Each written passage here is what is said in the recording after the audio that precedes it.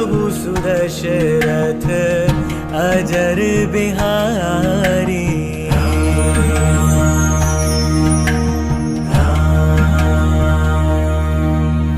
राम सिया राम जय जय राम।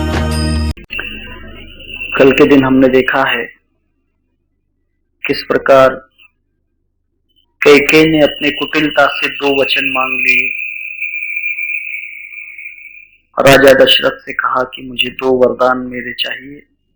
वे जो 2 वचन हैं जिससे राम वन में चला जाए, वे वचन है को हम। मैंने आपको कल कहा जिससे राम लौट कर आता है, वो वचन है सो हम। ये 2 ही वरदान, तमोगुण जो होता है, अज्ञान जो होता है, भ्रम जो होता है, मोह होता है, जहां दंभ होता है,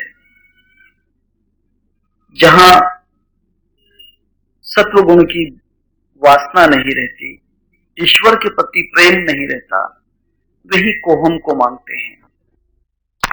इसमें सात्विक जागृत हो जाता है, सत्सत भाव जागृत हो जाता है, वह सोहम की याचना करता है। तब कहते हैं राजा दशरथ में सोहम भाव था, वह राम राम कहते ही भूमि पर गिर जाता है, वह सोहम भाव से है। और कैकेयी जो है कुबुद्धि के कारण, कुबुद्धि जो है मंथरा, मंथरा ये कुबुद्धि है। मंथरा का भी अर्थ समझ लेना, मन का थर, मन का थर मतलब मन का पर्दा।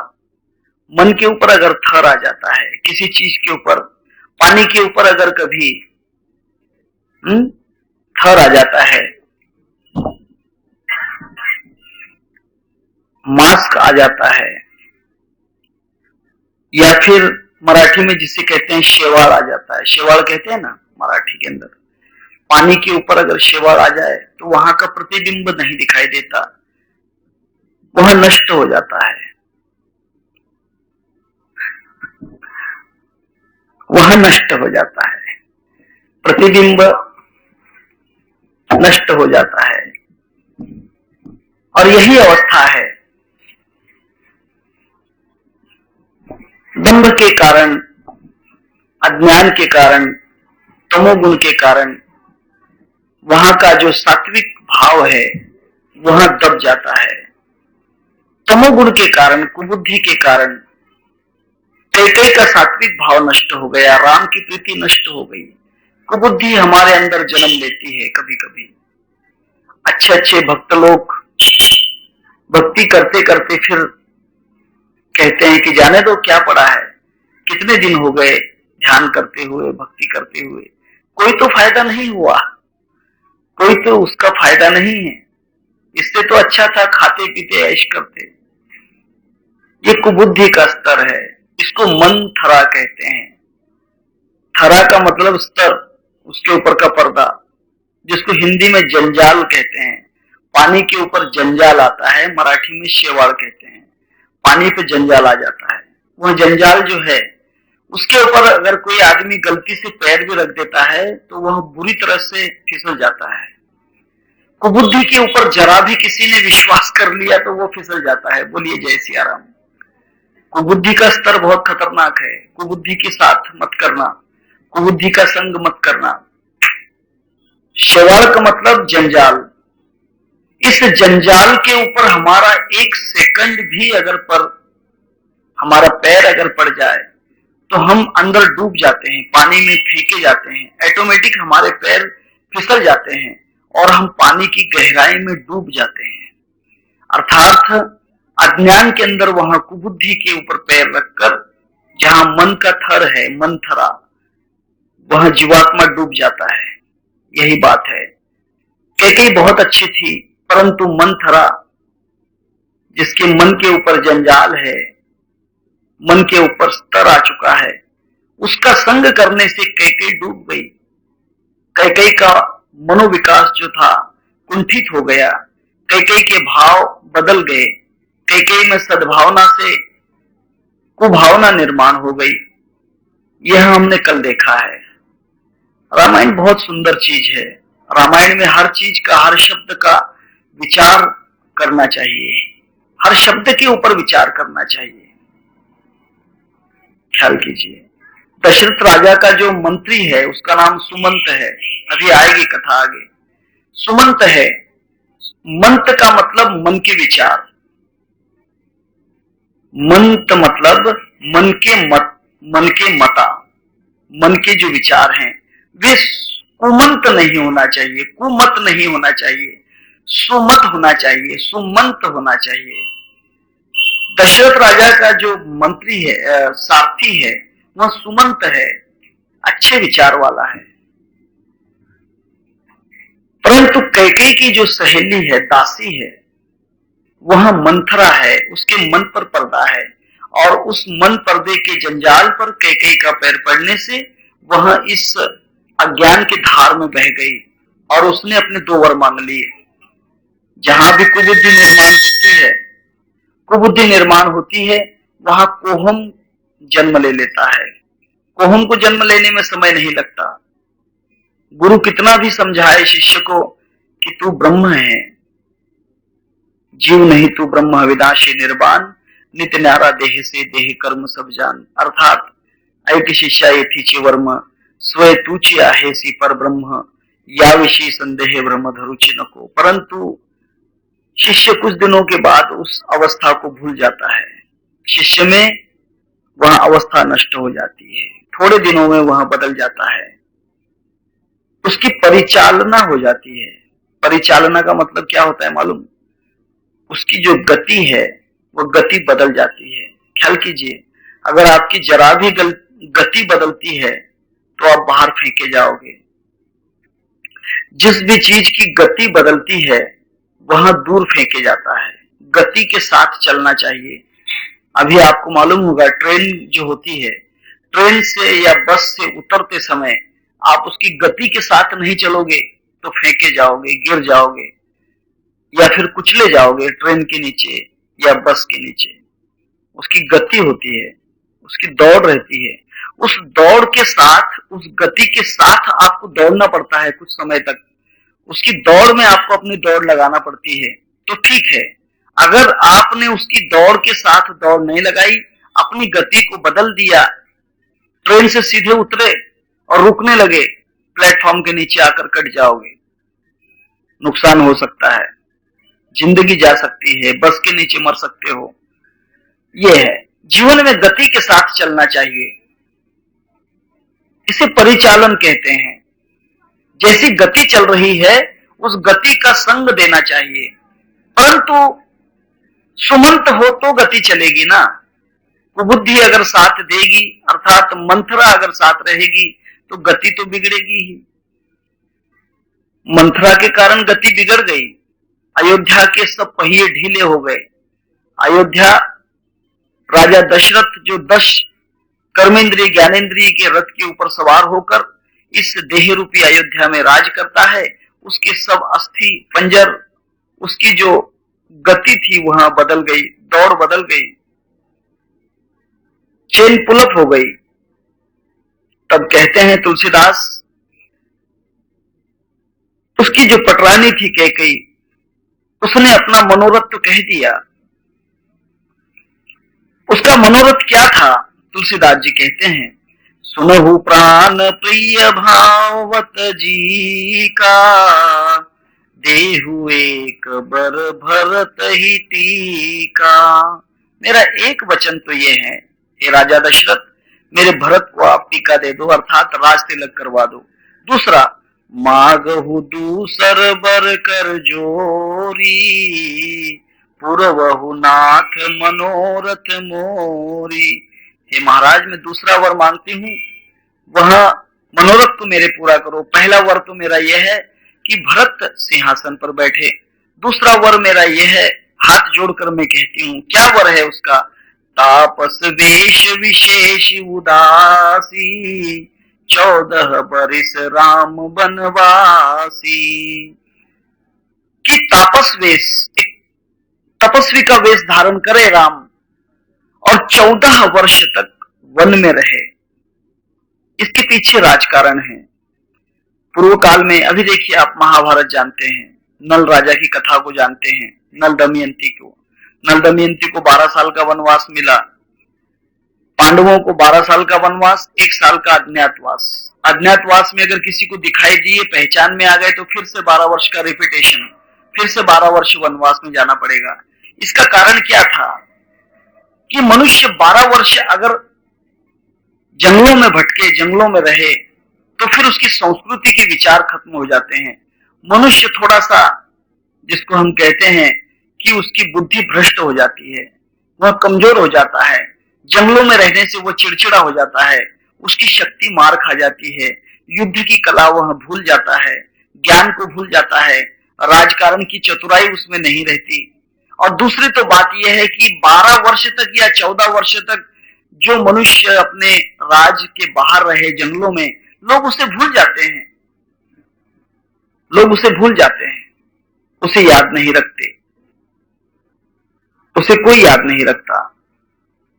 अभी आपको पता भी नहीं होगा कि देवगौड़ा जीता है या नहीं, नरसिंह राव जिंदा है या नहीं, आपको मालूम भी नहीं होगा, क्योंकि कौन देखता है। 5 साल बीत गए, अब उस बात के लिए कौन याद करेगा उसे।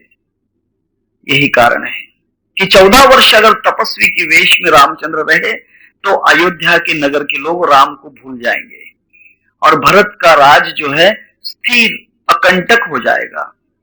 ये उसका कारण है, यही कारण रहता है। किसी को, अब देखिए, कारावास दिया जाता है, जेल में किसी को 10 साल 5 साल जब जेल में रखा जाता है, तो उसका कारण यह है कि उसकी चोरी करने की जो कला है, चोरी करने की जो उसकी ढंग है, वहां निकल जाती है, हाथ से भूल जाता है। आदमी अगर 6 महीने चोरी न करे तो चोरी करने में डरता है 6 महीने तक। हाँ, यहाँ तो 1 महीने में ही एक चोर था, संत एकनाथ महाराज थे पैठन के, उनके साथ में एक चोर ने इच्छा की कि महाराज मैं भी पंढरपुर की वारी करना चाहता हूँ, आपके साथ पैदल पंढरपुर मैं भी आना चाहता हूँ। संत एकनाथ ने कहा कि भाई तुम्हारी इच्छा है? उसने कहा कि हाँ मैं चाहता हूँ। ठीक है, आ जाओ, कोई बात नहीं। मेरी अगर इस भक्ति के अंदर आप शामिल होते हैं और आपका कल्याण होता है तो कोई बात नहीं।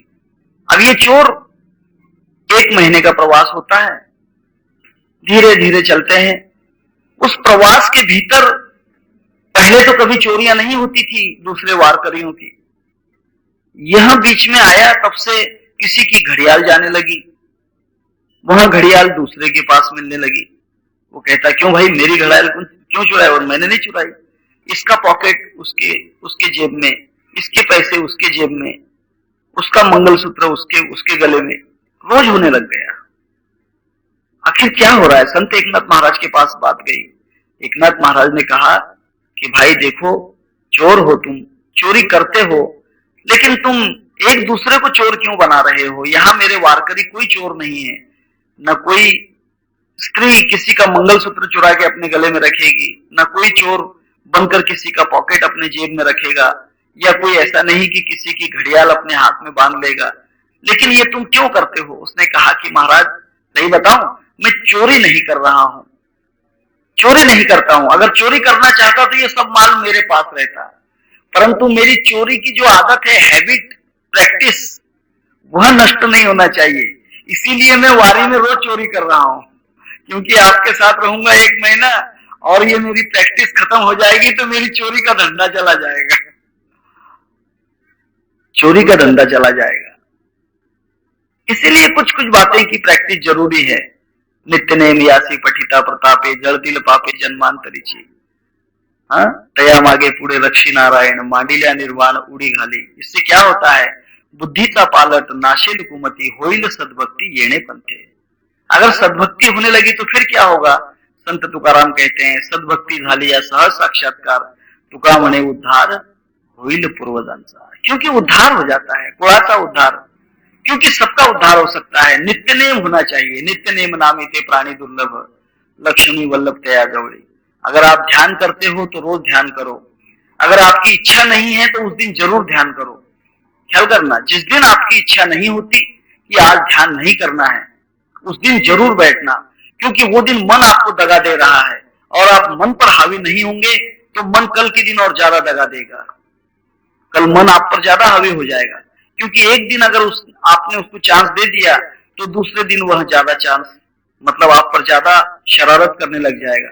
ऐसे होता है, कुछ साधक ऐसे होते हैं कि उन साधकों को थोड़ा थोड़ा अधिकार दिया कि भाई ठीक है अब ये करो वो करो, उनकी कुछ गलतियां होती हैं उसमें बोला नहीं जाता, वो बुरा काम करने लग जाते हैं, बोला नहीं जाता, किसी पे क्रोध करते हैं, बोला नहीं जाता, किसी महिला को कोई अनाप शनाप बक देते हैं, बोला नहीं जाता। ऐसी स्थिति जब बार बार उनकी नेग्लेक्ट की जाती है, उसकी तरफ ख्याल नहीं दिया जाता, तब वह इतनी बढ़ जाती है कि वह गुरु को भी ज्ञान सिखाने लग जाता है। तुम्हें क्या समझता है महाराज, हम करते वो गलत है क्या? और इतना ही नहीं, वह इसका परिचय तीसरे को देते हैं, तीसरे को परिचय, महाराज ने तो हमारे सब अधिकार निकाल लिए, महाराज ने तो हमारी सब पावर निकाल ली, अब तो महाराज हमको कुछ भी नहीं करने देते। अरे बेटा, पहले तेरे को हमने ढील दी थी, समझ में नहीं आया तेरे, ढील देने के बाद समझना चाहिए था, लेकिन तू उसका इस्तेमाल गलत करने लग गया, गलत इस्तेमाल हो गया। इसीलिए पतंग जब बहक जाती है ढील देने के बाद, बहुत दूर आसमान में पतंग उड़ने लग जाती है, लेकिन कभी कभी पतंग गोता खाती है। आपने पतंग का खेल देखा होगा, बचपन में पतंग उड़ाई है, अब तो नहीं आई बात समझ में, गलत नहीं कहता हूं, पतंग गोता खाती है। तब ऐसी गोता खाने वाली पतंग को एक दो बार कन्नी बांध कर देखते हैं, कन्नी बांधते हैं ना, क्या है भूषण, कन्नी भूषण को याद है, कन्नी बांधते हैं, एक छोटी सी धागा लेते हैं या कोई कपड़े का टुकड़ा लेते हैं, जिस तरफ से पतंग झुकती है उस तरफ वो कन्नी बांध देते हैं। फिर भी पतंग अगर गोता खाने लगी तो उसे पूंछ लगा देते हैं, फिर पतंग ठीक है नहीं उड़ती, अगर नहीं ठीक नहीं चल रही है तो उसको जो ढील दी है वो ढील दी हुई पतंग को नीचे खींच लेते हैं, नीचे उतार लेते हैं, और फिर उसकी पतंग की जो कमान होती है, आपने पतंग उड़ाई होगी, आपको बहुत अच्छा मालूम, मैं समझता हूं कि आप सबने पतंग उड़ाई है, महिलाओं ने नहीं उड़ाई होगी, लेकिन जीवन पतंग है, इसको उड़ाना ही चाहिए, इसकी डोर जब तक है इसको बढ़ाते रहो। अधर्म के ऊपर अपना दांव लगाकर धर्म का पेच लड़ाते रहो। धर्म का जो पेच है बहुत जरूरी है, धर्म की डोर अधर्म के ऊपर होना चाहिए ताकि अधर्म की पतंग कट जाए। अधर्म की पतंग बहुत ऊपर उड़ती है, आजकल अधर्म वाली पतंगे बहुत उड़ रही हैं, तब धर्म की पतंग जो होती है इसको ढील देना पड़ता है। परंतु कभी कभी धर्म की पतंग भी धोखा देने लग जाए तो उसको नीचे उतार लेते हैं, और उसकी जो कमान होती है, लकड़ी होती है बीच में, उस लकड़ी को झुकाते हैं। ऐसा ही है ना? ऐसा ही है ना? उस कमान लकड़ी को झुकाते हैं और फिर उड़ाते हैं, अर्थात उस पतंग की कमर तोड़ देते हैं, कमर को झुकाकर फिर उसको उड़ाते हैं, फिर वो सीधी उड़ने लग जाती है। ऐसा कभी कभी शिष्यों की कमर भी तोड़ना पड़ती है, ये तो मैं जानता हूं अच्छी तरह से, लेकिन ढील बहुत दे दी, 4-5 साल से ढील चल रही थी, पतंग बहुत गोता खा रही, पूंछ बांध कर देखा, कन्नी बांध कर देखी, नहीं मानती, तब पतंग को झटका देकर नीचे उतारना ही जरूरी है, जितनी ढील दी है उतनी लपेटना ही जरूरी है। बोलिए जय सिया राम।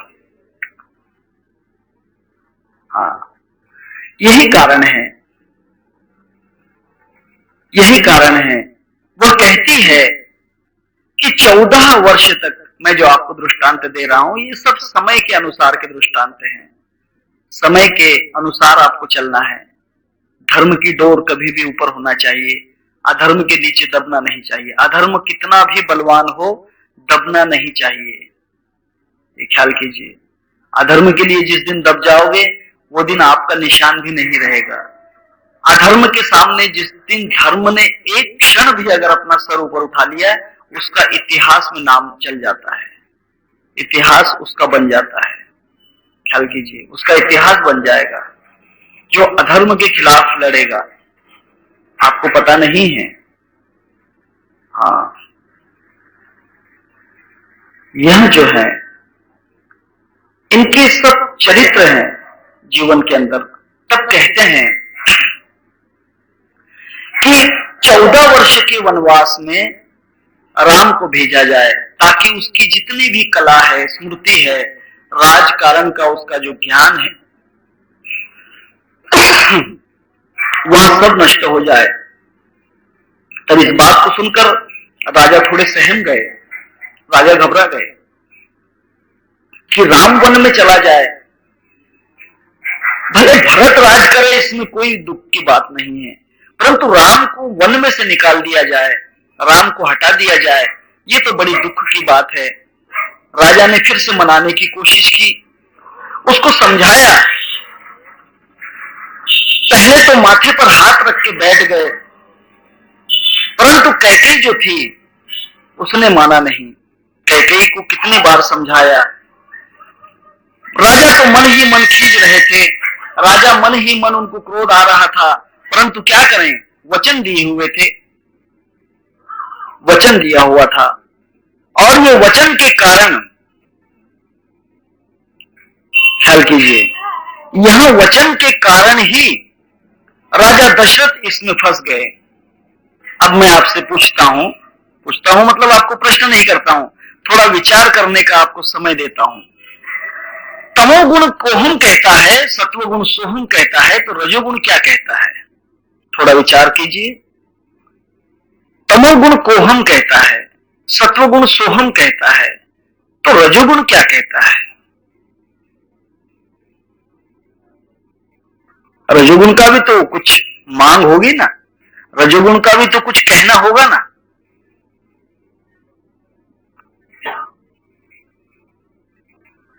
रजोगुण अहम कहता है,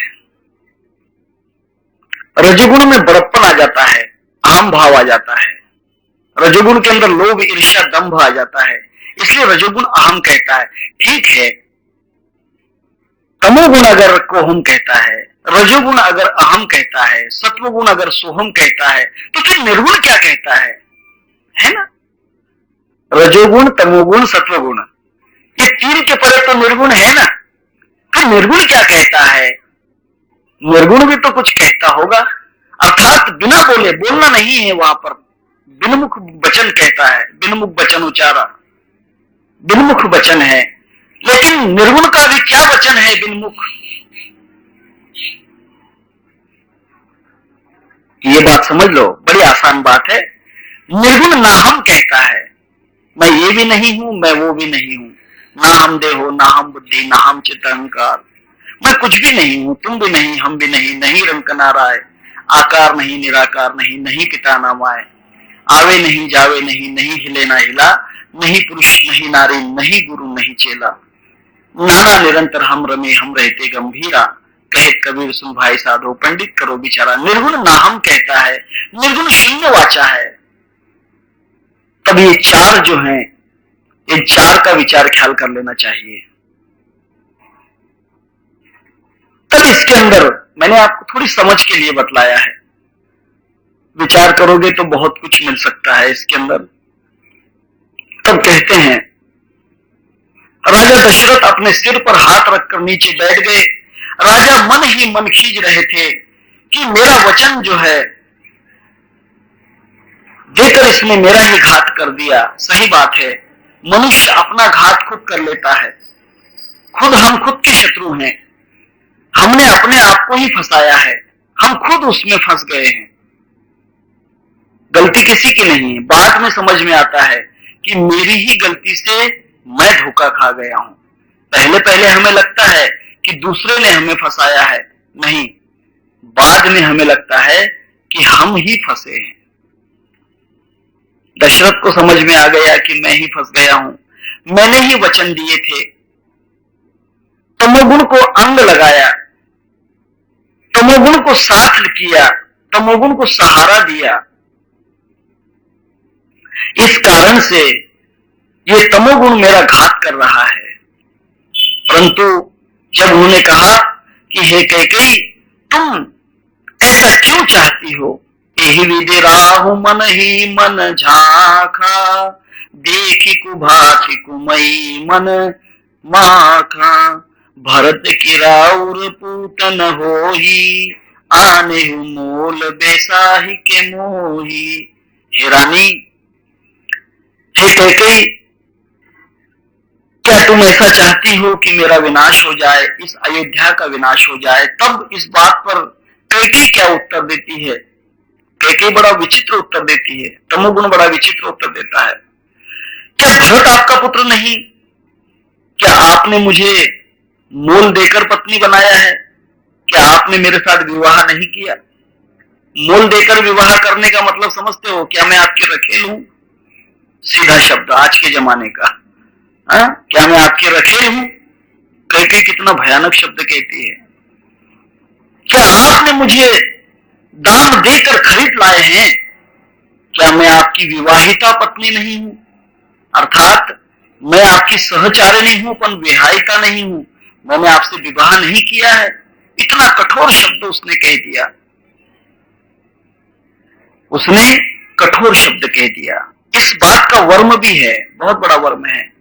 तमोगुण कभी खरीद कर नहीं लाते, तमोगुण के बदले कुछ भी देना नहीं पड़ता, तमोगुण अपने आप आ जाता है। इसीलिए दाम देकर लेना नहीं पड़ता तमोगुण। सत्वगुण बड़ा महंगा है, सत्वगुण के लिए प्राण निछावर करना पड़ते हैं, सत्वगुण के लिए वैराग लगता है, सत्वगुण के लिए ज्ञान लगता है, सत्वगुण के लिए विवेक लगता है, सत्वगुण के लिए बहुत कष्ट है। उसे तो सही देखे जाओ तो जिंदगी का दांव लगाना पड़ता है जब सत्वगुण आता है। लेकिन तमोगुण, तमोगुण तो चलते चलते आ जाएगा। रोड पर कहीं डांस चल रहा होगा, विवाह का कोई बारात चल रही होगी, अपने आप नाचने लग जाओगे ऑटोमेटिक। दो लोगों का झगड़ा चल रहा है, एक का पक्ष आप जरूर ले लोगे, कभी भी ख्याल करना। जो आदमी कभी भी किसी का पक्ष नहीं लेता, दो लोग झगड़ा कर रहे हैं, उनमें से किसी का भी पक्ष नहीं लेता, समझ लेना कि वो सात्विक है। जो किसी ना किसी को कहता अरे छोड़ो छोड़ो, जाने दो, छोड़ो जाने दो, क्यों झगड़ा करते हो, वो दो में से पक्ष ले रहा है, इसका मतलब उसके अंदर रजोगुण भड़क चुका है। वो किसी को तो भी अच्छा समझ रहा है, किसी को बुरा समझ रहा है। जब वो किसी को बहुत ही अच्छा समझता है और किसी को बहुत ही बुरा समझता है, अरे इसने झगड़ा किया, अच्छी बात नहीं है, बेफजूल उसे मार रहा है, इसका मतलब उसका तमोगुण भड़क गया, उसमें तमोगुण आ गया, उसमें सत्वगुण नहीं है। साधु की परीक्षा है, साधु की यही परीक्षा है कि साधु दोनों के झगड़े में पड़ता है क्या। साधु इनसे दूर है, साधु इनसे बहुत दूर है, क्योंकि साधु में कभी भी किसी का पक्ष नहीं रहता, निपक्ष रहता है। वह विचार से भी किसी का पक्ष नहीं लेता, असंग से किसी का पक्ष नहीं लेता, क्योंकि साधु वही है, कोई भी बात का संग नहीं करता। तो कैकेयी का जो कहना है, क्या आप मुझे खरीद कर लाए हो? नहीं, तू तो बिना खरीदे से आ गई है, खरीदने की जरूरत ही क्या है? तमोगुण को खरीदना थोड़ी पड़ता है, वो तो अपने आप आ जाता है। ये बात है, ये कठिनता है। दूसरी बात, कौशल्या का और दशरथ जी का विवाह जो है सिंहली बेट के ऊपर हुआ। सिंहली नाम का एक आइलैंड है, बेट है, जहां सब तरफ पानी है। रावण ने कौशल्या को वहीं रख दिया था। दशरथ राजा शिकार के लिए गए और वहीं पर उसे प्रथम दर्शन कौशल्या के हुए, और कौशल्या ने भी प्रथम दशरथ को देखा। दोनों में आंतरिक प्रेम की भावना जागृत हुई और गंधर्व विवाह से संलग्न हुए। गंधर्व विवाह में पुनीत बंधन में बंध गए, जहां पर ब्रह्मा जी ने स्वयं उनका विवाह करवाया। गंधर्व विवाह, जिसमें कोई बाराती नहीं, कोई बाजा नहीं, कोई बैंड नहीं, कोई अक्षता नहीं, उसे गंधर्व विवाह कहते हैं। यह बात है, जिसमें साक्षी होता है, वह गंधर्व विवाह नहीं। तब कहते हैं ये बड़ा ही कठिन काम था। समय समुद्र के भीतर जाकर कौशल्या से विवाह करके लाए। ये बड़ा मोल का विवाह था। सुमित्रा तो दशरथ राजा के ऐश्वर्य को देखकर ही दी गई कि राजा बहुत बलवान है, असुरों को परास्त किया है, इंद्रदेव की मदद की है। इस कारण सुमित्रा भी जो थी उसे प्राप्त हुई थी, क्योंकि दशरथ का बहुत ही ऐश्वर्य था, इस कारण सुमित्रा हो गई। अगर आपके पास में ऐश्वर्य है, धन है, तो आपको मित्र बहुत मिलते चले जाएंगे, मित्र बहुत मिलेंगे। थोड़ा सा आप चलिए तो सही पैसा लेकर, पैसा आपके पास अगर हो जाए तो मैं समझता हूं कि बड़े बड़े लोग आपके पीछे भागेंगे। हाँ, ऑटोमेटिक भागते हैं, ये बात है। अपने आप में तुम्हारे मित्र होने की कोशिश करते हैं, भले आप उनको मित्र नहीं बनाओ, लेकिन वे आपके मित्र बनना चाहते हैं। इसीलिए सुमित्रा जो है राजा के ऐश्वर्य से प्राप्त हुई है। चलो, ये बात इसमें नहीं कहता हूं मैं, क्योंकि ये दूसरे रामायण की कथा है। तब कहते हैं, इस बात पर कैकेयी ने बड़ा क्रोध किया। कैकेयी कहती है कि मेरा वचन आपको बाण सा लगा है, मैंने सच्चा कहा, मैंने मेरे वरदान मांग लिए, इसलिए आपको चुप रहा है। अरे मैंने कुछ मांगा नहीं, तुम्हें इन्हें दिए हुए वचन थे। क्या तुम्हारी इच्छा नहीं कि वचन आप देना चाहते हैं? क्या आप प्रतिज्ञा वाले नहीं हैं? देखिए, चिढ़ाने की बात है। पति को ऐसा बकने वाली औरत वो कैसी होगी? सुनिए, कैसी औरत होना चाहिए, कैसी पत्नी होगी वो। पति को कहती है कि आपको अगर वरदान देना हो तो दीजिए, वरना खुद का मुंह काला कीजिए। अर्थात अपने नाम की बर्बादी करो, अपने नाम को कलंकित करो, अगर तुम्हारी इच्छा नहीं है तो। फिर कहती है, आपने ही वर देने को कहा था, अब भले ही दीजिए या सत्य को छोड़ दीजिए, अपना सत्य जो है आप छोड़ दीजिए। फिर दृष्टांत देती है कि शिवी राजा, दधीची जो थे, बलि राजा थे, इन्होंने तो अपना शरीर त्याग कर भी वचन पूर्तता की। बलि राजा ने वामन अवतार में 3 पग की जमीन, मैं कथा नहीं कहता हूं, 3 पग जमीन देने का कहा। 2 पग में इस संपूर्ण ब्रह्मांड को भगवान ने व्याप्त कर लिया, तब तीसरा पग कहां रखेंगे तो खुद के सर पर रखवा दिया और खुद पाताल में चले गए, रसातल में। दूसरे दधीची जो थे, इन्होंने राक्षस का वध करने के लिए, तारकासुर को मारने के लिए, तारकासुर का वध करने के लिए कार्तिक स्वामी को योग अग्नि द्वारा अपने शरीर को भस्म करके अपनी अस्थियां बाण बनाने के लिए दी, धनुष्य बाण बनाने के लिए। और शिवी राजा का तो आपको पता ही है कि एक कबूतर और एक बाज, बाज म्हणजे ससाना, जिसको शकुनी कहते हैं, संस्कृत में जिसको शकुनी कहते हैं, मराठी में ससाना कहते हैं, हिंदी में बाज कहते हैं उसको। वहां जो बाज होता है बड़ा ही तीव्र होता है, शिकार छोड़ता नहीं है। बाज इस कबूतर को मारने के लिए चला है। कबूतर जाकर राजा की गोद में बैठ गया। राजा ने कहा कि मेरे आश्रय में आया हुआ है, इसलिए मैं इसको मारने नहीं दूंगा। उसने कहा कि ठीक है, तुम मारने मत दो, लेकिन मैं अगर भूखा मर गया तो पाप तो तुम्हें लगेगा। इस कारण उसने, राजा शिवी ने कहा कि मैं इस पक्षी के वजन के बराबर तुम्हें मैं मांस देने को तैयार हूं। उसने कहा कि राजा सोच लो, मुझे इसमें से थोड़ा भी कमी अगर मिला तो मैं नहीं लूंगा, आप कर्जदार रहोगे। उसने कहा कि इस पंछी का जितना मांस है मैं दूंगा।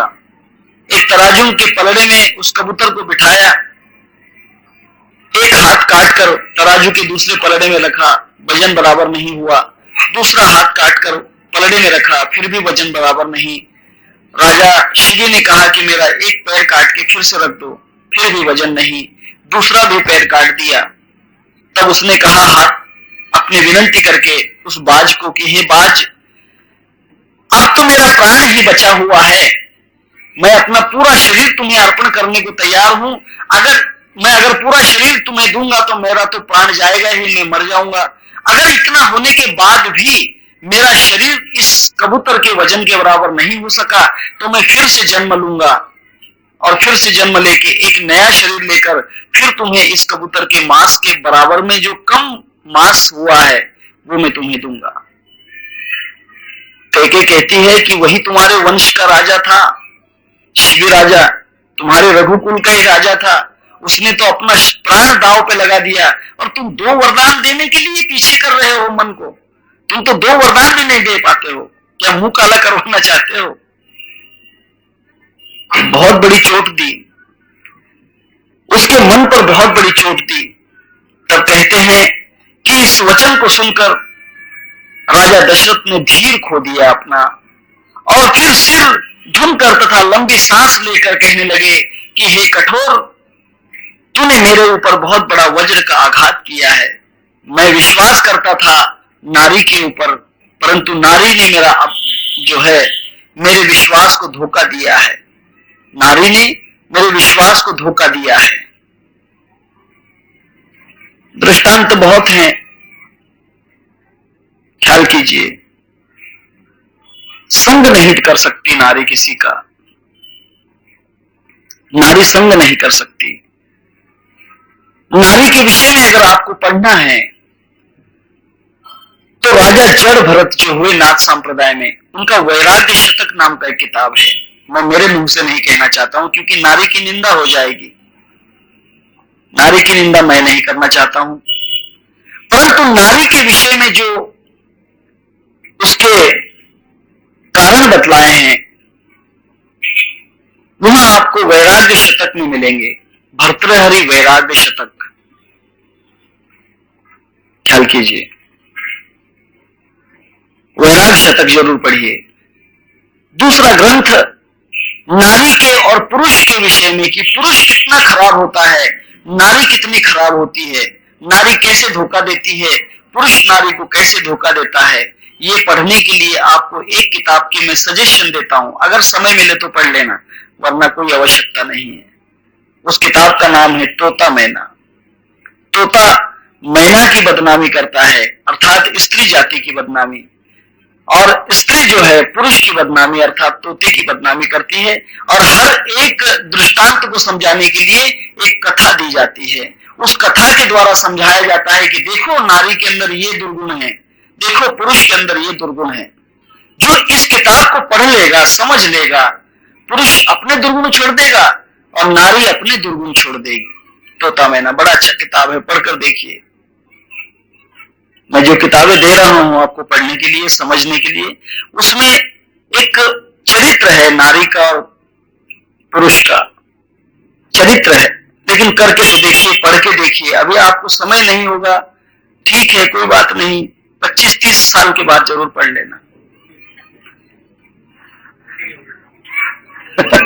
समय नहीं होगा आपके पास, अभी तो खाने का, पीने का, सोने का समय है, टीवी देखने का समय है। किताब पढ़ने के लिए हमारे पास समय कहाँ? ये दकियानूसी किताबें हैं, ओल्ड बुक्स हैं, हमें उसमें कहाँ समय मिलता है? रोज सुबह लोकमत पढ़ लिया, ये क्या कुछ कम है? ये कुछ कम थोड़ी है, यही पढ़ने में बड़ा आनंद आता है। लेकिन आप लोकमत के जो 12 पेजेस पढ़ते हैं, 12-16, और उसकी पुरौनी पढ़ते हैं, गुरुवार पुरौनी वगैरह जो पढ़ते हैं, उसके अंदर आपका जितना समय जाता है उतना समय अगर आप कोई अच्छे महान ग्रंथ में डालेंगे तो मैं समझता हूं कि संसार की खोज हो जाएगी। आदत डालिए किताब पढ़ने की, रोज सुबह 10-20 पेजेस जो हैं, 10 पेज, 20 पेज पढ़ने की आदत रखिए। धीरे धीरे आपको इतनी आदत लग जाएगी कि आप किताबों के साथ जिएंगे। आप किताब बिना नहीं जी सकते, किताब बिना आप नहीं जियोगे। एक दृष्टांत कहता हूं, एक वैरागी साधु थे, एक वैरागी साधु थे। वे शहर से दूर रहते थे, गांव से दूर रहते थे। एक जंगल में एक पेड़ के नीचे, जिस पेड़ को पत्ते भी नहीं है, ऐसे धूप में खड़े रहकर तपस्या करते थे। खड़ेश्वर थे, वैराग पूर्ण थे, पूरा जीवन उनका, और इतना भी नहीं, भोजन नहीं खाते करते थे।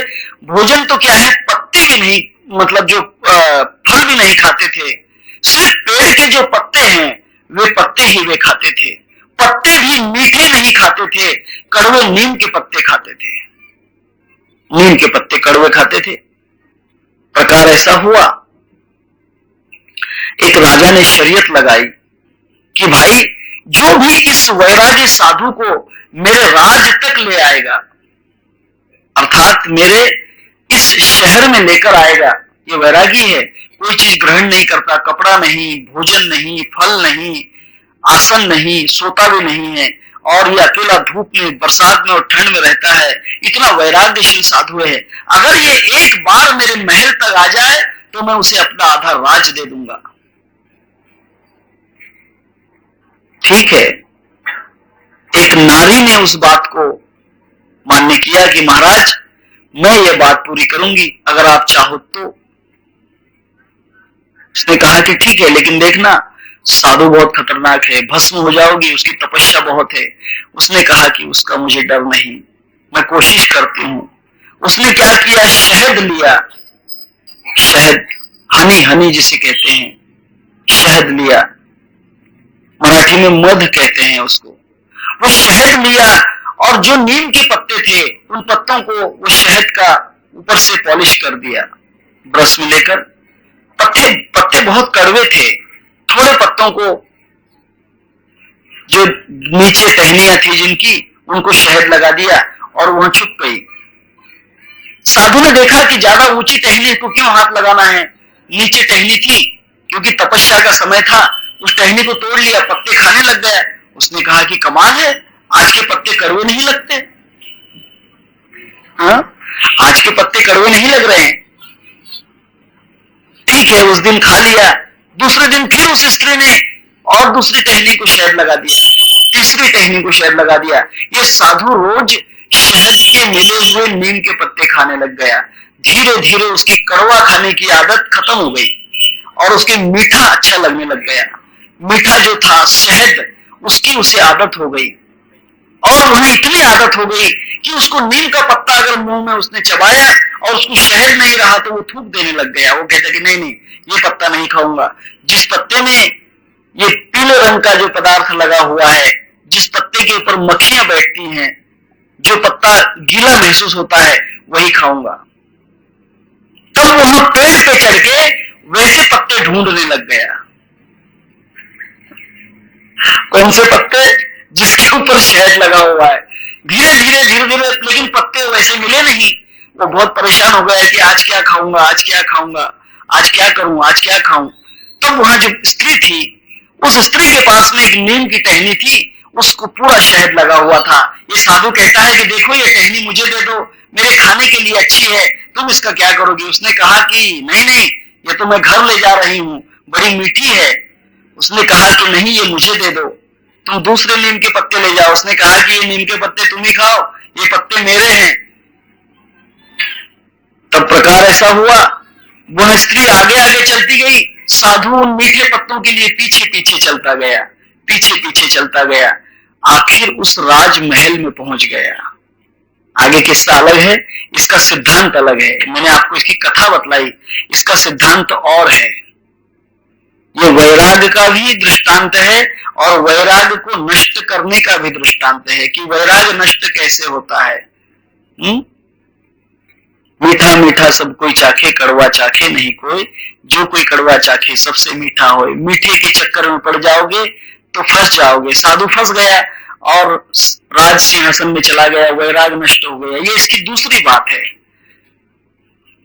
परंतु इसका जो मूल सिद्धांत है यह है कि कड़वी चीजों से अपने मन को हटाने के लिए पहले पहले कड़वाहट छूटती नहीं है, धीरे धीरे उसका स्वाद आपको आ जाए। एक किताब पढ़ोगे, 2 पढ़ोगे, 3 पढ़ोगे, आपको इतना स्वाद आ जाएगा कि आप किताबों की लाइब्रेरी को छोड़ के बाहर नहीं निकलोगे। आई बात समझ में? ये इसके लिए मैंने दृष्टांत दिया। असली दृष्टांत वैराग्य का है, लेकिन मैंने इस दृष्टांत को इसके लिए कहा कि आपको किताबों की थोड़ी मिठास लग जाए। मिठास लगना चाहिए किताबों की। आप में से कौन, कितने लोग किताब पढ़ते हैं रोज? बुरा मत मानना। आप में से कोई पढ़ता है किताब? है कोई? महिलाओं की तरफ से, पुरुषों की तरफ से कौन सी पढ़ रहे हो किताब का नाम? हाँ, चाणक्य नीति। बहुत अच्छी बात है, ठीक है। चाणक्य नीति पढ़ना भी अच्छी बात है, आई बात समझ में। उसके पहले एक बार विदुर नीति पढ़ लेना, विदुर नीति जरूर पढ़ना, क्योंकि चाणक्य नीति जब ही समझेगी जब राजकारण में प्रवेश करने वाले लोग धोखा कहाँ देते हैं। ये विदुर से सीखो, विदुर धोखा कहाँ कहाँ होता है ये पांडवों को समझाता है। यह विदुर का सिद्धांत है कि देखिए पांडव, तुम समझो इस बात को, क्योंकि कौरव तुम्हें इस प्रकार से धोखा दे सकते हैं। इसीलिए तो विदुर की नीति ऐसी थी कि पांडवों को समझा रहा था, इसीलिए दुर्योधन ने उसे अपने राज से अलग कर दिया, उसको संन्यास लेना पड़ा, ये बात अलग है। तो विदुर नीति पढ़ो, तब चाणक्य नीति समझ में आ जाएगी। आई बात समझ में। चाणक्य नीति बहुत अच्छी है। फिर धर्म नीति भी है, राजा धर्मराज की नीति भी है, वहां भी समझ में लेना चाहिए। नीतियां बहुत हैं, नीति शास्त्र है, नीति शतक है, नीति का एक शास्त्र है। इसमें 20 स्मृतियां हैं, गार्गे स्मृति है, वशिष्ठ स्मृति है, याज्ञवल्क्य स्मृति है, मनुस्मृति है। आई बात समझ में। इसमें बहुत से 20 स्मृतियां हैं। 20 स्मृतियों के अंदर धर्म के सिद्धांत तो दिए हैं, परंतु धर्म की नीतियां भी समझाई हैं। इसलिए नीति का पूर्ण स्टडी करने के लिए, नीति का पूर्ण अभ्यास करने के लिए 20 स्मृति ग्रंथ पढ़ना चाहिए। 20 स्मृति ग्रंथ, स्मृति ग्रंथों से आपको समझ में आएगा कि नीति क्या चीज है, ये बात है। ठीक है, लेकिन पढ़ने की आदत डालते रहो। तब कहते हैं कि राजा दशरथ ने उसके शब्द को देखा, उसकी तरफ देखा कि वो भयानक कठोर है और कह रही है। तब राजा ने उसे कहा कि हे राम को राज्य का लोभ नहीं है, लोभ न राम ही काज कर बहुत पर प्रीति। राम को तो कुछ भी लोभ नहीं है, वो भरत पे प्रेम ही करता है, उस पे भरत का बड़ा प्रेम है। राम भी भरत को प्रेम करता है, भरत भी राम पर प्रेम करता है। तुम उसकी चिंता मत करो। मैं अपने मन में बड़े छोटे का विचार करके राजनीति का पालन कर रहा था, यह मेरी गलती है, परंतु मैं राम की सौगंध खाकर कहता हूं। दशरथ राजा कहते हैं, देखो स्त्री के सामने आप आदमी बहुत मजबूर हो जाता है। स्त्री के सामने बड़े बड़े ताज वाले, तख्त ताज वाले, जिनका पूरे संसार में नाम ऊंचा है, वे भी स्त्री के सामने झुक जाते हैं। बड़े बड़े लोग स्त्रियों के गुलाम बन जाते हैं। और स्त्री माया है, वह पुरुष को गुलाम बनाती ही है। इसलिए बहुत समझदारी से भर्तृहरि शतक का विचार करना। भर्तृहरि शतक बहुत बड़ी नीति शास्त्र है।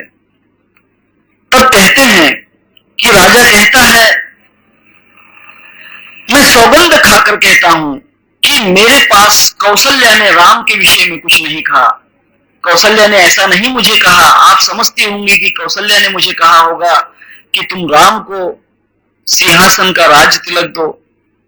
ऐसा मैं कसम खाकर, सौगंध खाकर कहता हूं। राम शपथ सत्य कहो सुभाओ, राम मातु कछु कहे न काओ। राम की जो माता है कौशल्या, उसने मुझे कुछ भी नहीं कहा। सौगंध खाली। देखिए कितनी बड़ी मजबूरी होती है स्त्री के सामने, मनुष्य को उसके सामने सौगंध खाना पड़ती है।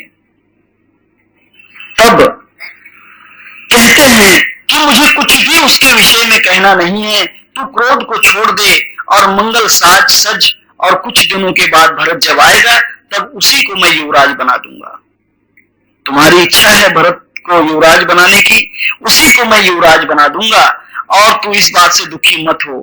तब कहते हैं कि उसकी आंच से अब भी मेरा हृदय जल रहा है, क्योंकि आपने ये बात शायद मजाक में कही हो या मेरी परीक्षा लेने के लिए कही हो, क्योंकि आप राम की तो शत्रु नहीं है।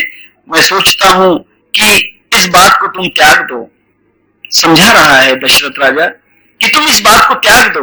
राम का त्याग जो है, राम को वनवास भेजने का ख्याल छोड़ दो। तू स्वयं भी राम को सराहना करती है, उस पर तू बड़ा स्नेह करती है। अरे जिसका स्वभाव शत्रु को भी अनुकूल है, वह माता के प्रतिकूल कैसे हो सकता है?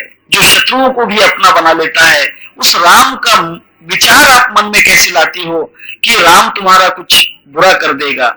इसीलिए मैं कहता हूं कि हे प्रिय, हंसी और क्रोध को छोड़ दो और विवेक के विचार वर मांगकर, और जिससे अब मेरे नेत्र भरकर भरत का राज्य अभिषेक देख सकूं। मेरे मन की इच्छा है कि मैं भरत को राजा बनते हुए देखूं। अगर तुम अपना मन का विचार नहीं छोड़ोगी कि राम वनवास जाए, इस बात को नहीं छोड़ोगी, तो शायद मैं भरत का राज अभिषेक भी नहीं देख पाऊंगा। अगर तुम चाहती हो कि राजा भरत राजा बने, उसका अभिषेक हो, ये तुम्हारी इच्छा है, तो राम को वनवास भेजने की इच्छा छोड़ दो। सही बात है। तमोगुण ने अगर अपना हट छोड़ दिया, तमोगुण ने अपनी जिद छोड़ दी, तो फिर सब प्रकार का सुख यहां दशरथ देख सकता है। परंतु तमोगुण अगर कभी अपनी जिद पर अड़ा रहा, तो फिर इस देह को आने वाले जो प्रसंग हैं, वे सब प्रसंग उसके दृष्टि से दूर चले जाते हैं। जैसे बुढ़ापा नष्ट हो जाता है तमोगुण के कारण, तमोगुण से बुढ़ापा नष्ट हो जाता है, तमोगुण से सम्मान नष्ट हो जाता है, अपमानित होता है मनुष्य तमोगुण से। तमोगुण से बुढ़ापा नहीं है देख सकता है, क्योंकि तमोगुणी जो लोग होते हैं वे जवानी में ही मर जाते हैं। तमोगुणी लोग जो होते हैं जवानी में ही मर जाते हैं। उनके व्यसन कुछ ऐसे रहते हैं कि जिनके कारण उन्हें बुढ़ापा नसीब नहीं होता, बुढ़ापा देख नहीं सकते हैं। तब वे विनती करते हैं कि हे प्रिय जी, ये समझ कर देख कि मेरा जीवन राम के दर्शन के बिगर अधीन है। मैं राम को अगर नहीं देखूंगा तो मेरा जीवन व्यर्थ है। दशरथ कहता है कि मैं राम के बिना एक पल भी नहीं रह सकता हूं। हे कैकेयी, तुम्हारे वचनों से मेरे अंदर अग्नि की आहुतियां पड़ रही हैं। ऐसा लग रहा है कि मेरा पूरा बदन जल रहा है, मेरे अंदर सब प्रकार से ज्वाला ही ज्वाला भड़क रही है। तब कैकेयी कहती है, कैकेयी का वचन कुटिल था, क्योंकि आदमी जब बुराई पे उतर आता है तब उसे कितना भी समझाओ, वह अच्छाई को ग्रहण नहीं करता, वह अच्छाई की तरफ नहीं जा सकता है।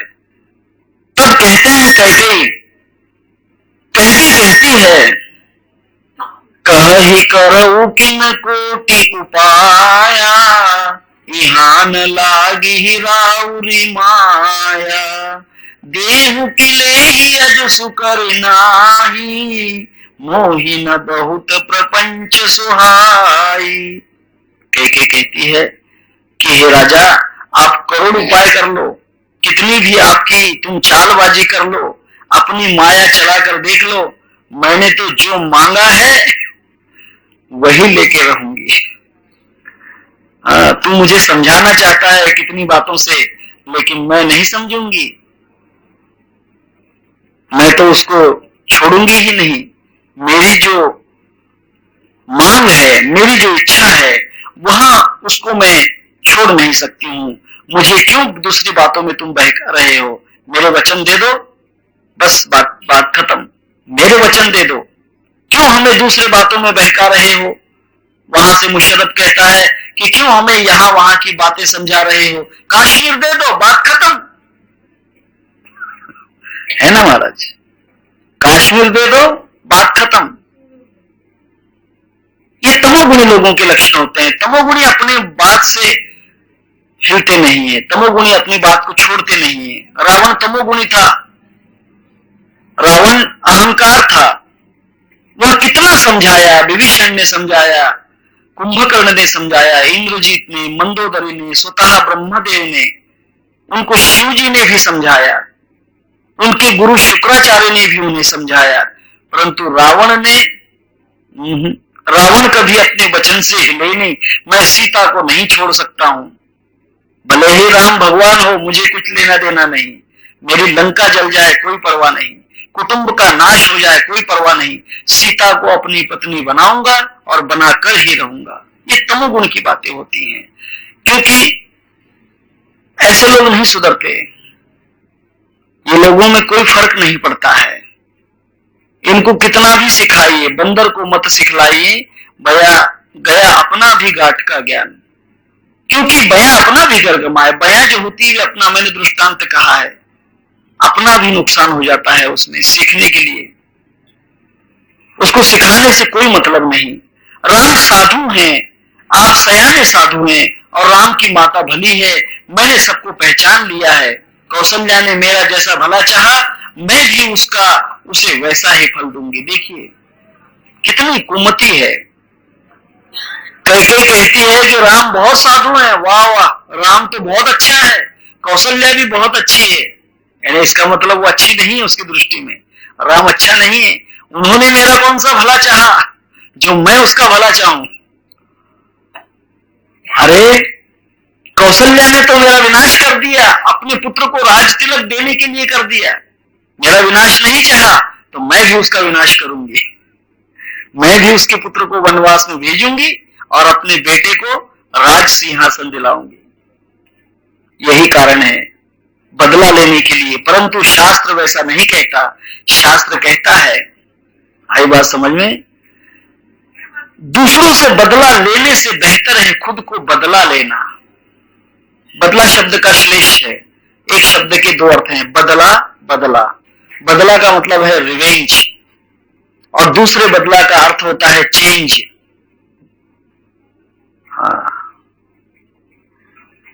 It is better to change than revenge. कहावत है ये। आप कभी मुहावरे और कहावत पढ़ते होंगे, अंग्रेजी में, हिंदी में, मराठी में। बहुत अच्छी कहावत है। कहावतें पढ़ने की आदत रखो। कहावतें हमारे भाषा का श्रृंगार है। कहावतें जो होते हैं, मुहावरे जो होते हैं,